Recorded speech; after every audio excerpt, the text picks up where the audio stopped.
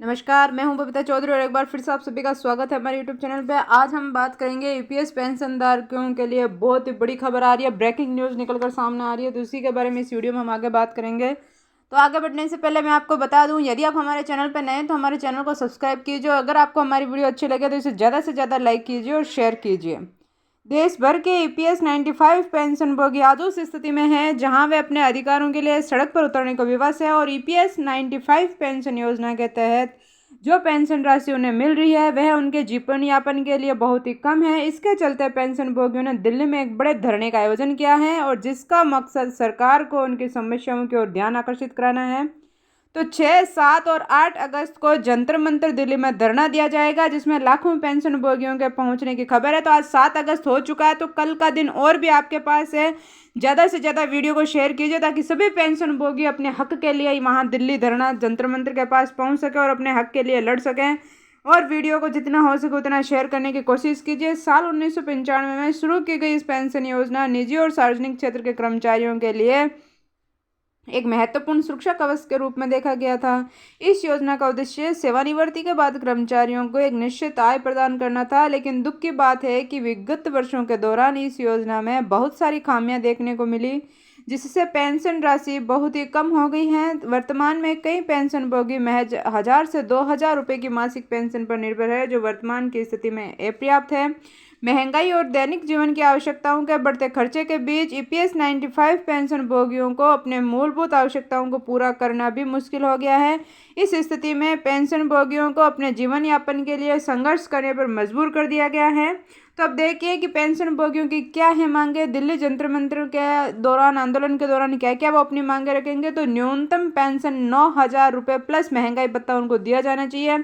मौजूदा समय में अधिकांश पेंशन भोगियों को जो राशि मिल रही है वह न केवल पर्याप्त है बल्कि उनके सम्मानजनक जीवन यापन के अधिकार का उल्लंघन भी है। पेंशन भोगी न्यूनतम 9000 रुपये पेंशन की मांग कर रहे हैं। साथ ही महंगाई भत्ता डीए को जोड़ने की भी मांग की जा रही है ताकि उनकी आय महंगाई के अनुसार समायोजित हो सके। दूसरी हम बात करें तो हायर पेंशन के विकल्प की अनुमति। बहुत ही कर्मचारियों ने अपने सेवा काल में उच्च वेतनमान पर काम किया और उच्च पेंशन के हकदार है। वर्तमान नियमों के तहत उन्हें एक उच्च पेंशन का लाभ नहीं मिल पा रहा है। पेंशन भोगियों की मांग है कि सभी ईपीएस पेंशनधारकों को उच्च पेंशन का विकल्प दिया जाए जिससे उनकी आय में वृद्धि हो और वो अपने भविष्य को सुरक्षित रख सकें। वरिष्ठ नागरिकों के लिए रेलवे रियायतें बहाल करना। तीसरी शर्त इनकी यह है कि पहले वरिष्ठ नागरिकों को रेल यात्रा में विशेष रियायतें दी जाती थी जिससे उन्हें यात्रा करने में आसानी होती थी।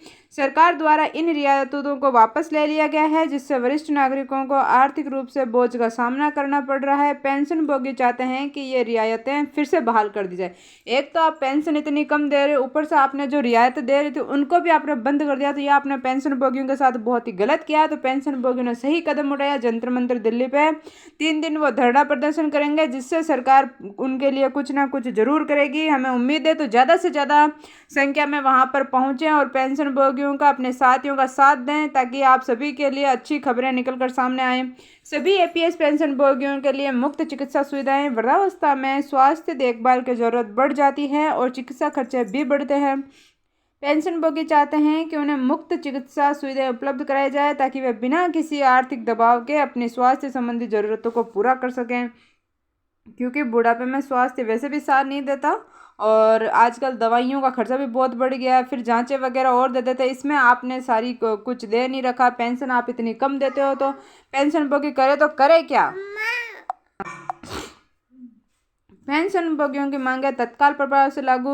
यह आंदोलन सिर्फ पेंशन भोगियों की आर्थिक समस्याओं का हल नहीं है बल्कि उनके सामाजिक सुधार के अधिकार की भी लड़ाई है। यदि सरकार इन मांगों को मानती है तो यह देश भर पेंशन भोगियों के लिए बहुत ही महत्वपूर्ण सफलता होगी। इससे न केवल उनका जीवन स्तर सुधरेगा बल्कि उन्हें भविष्य के लिए सुरक्षा का भी अनुभव होगा। इस आंदोलन के माध्यम से सरकार पर दबाव बनेगा कि वे पेंशन भोगियों की समस्याओं का समाधान करें और पेंशन भोगियों की मांग पूरी करते हुए तत्काल लाभ प्रदान करें। यदि सरकार उनकी मांगों को नहीं मानती है तो यह आंदोलन आगे बढ़ सकता है और बड़े स्तर पर पेंशन भोगियों का असंतोष सामने आ सकता है। अब हम बात करें कि इस आंदोलन का निष्कर्ष क्या निकलेगा। तो इस आंदोलन से पेंशन भोगियों की आवाज़ को देश भर में सुनाया जाएगा। उनके इस संघर्ष से स्पष्ट है कि वे अपने अधिकारों के प्रति सजग है और न्याय के लिए किसी भी हद तक जाने को तैयार है। सरकार को इस आंदोलन को गंभीरता से लेना होगा और पेंशनभोगियों की मांग को पूरा करने के लिए आवश्यक कदम उठाने होंगे। ये सिर्फ पेंशनभोगियों का नहीं बल्कि उनके सम्मान और अधिकारों का आंदोलन है और यह आंदोलन में बढ़ चढ़कर भाग लीजिए, क्योंकि आने वाले समय में हम भी यूपीएस पेंशनधारी, आने वाले समय में हमें भी यही दिक्कतें होने वाली है, क्योंकि महंगाई और बढ़ने वाली है। हमें आर्थिक हर जगह महंगाई बढ़ रही है, तो हमें इनसे ज़्यादा कष्ट उठाने पड़ेंगे। तो अभी से इन चीज़ों पर अगर हम ध्यान देंगे तो यह आगे जाके इनमें सुधार आएगा। तो वीडियो को ज़्यादा से ज़्यादा शेयर कीजिए ताकि सभी पेंशनभोगी 3 दिन तक लगातार वहाँ पहुँच सके। और इसी तरीके की और वीडियो जानने के लिए हमारे चैनल को सब्सक्राइब कीजिए और बेल आइकन को जरूर दबाएं ताकि आने वाली वीडियो का नोटिफिकेशन सबसे पहले आप तक पहुंचे। और किसी भी तरह का वीडियो पे गलत कमेंट ना करें, हम वही वीडियो आप तक पहुंचाने की कोशिश करते हैं जो आप तक सही हो और हमें लगता है कि आपके बहुत काम आ सकती है। धन्यवाद।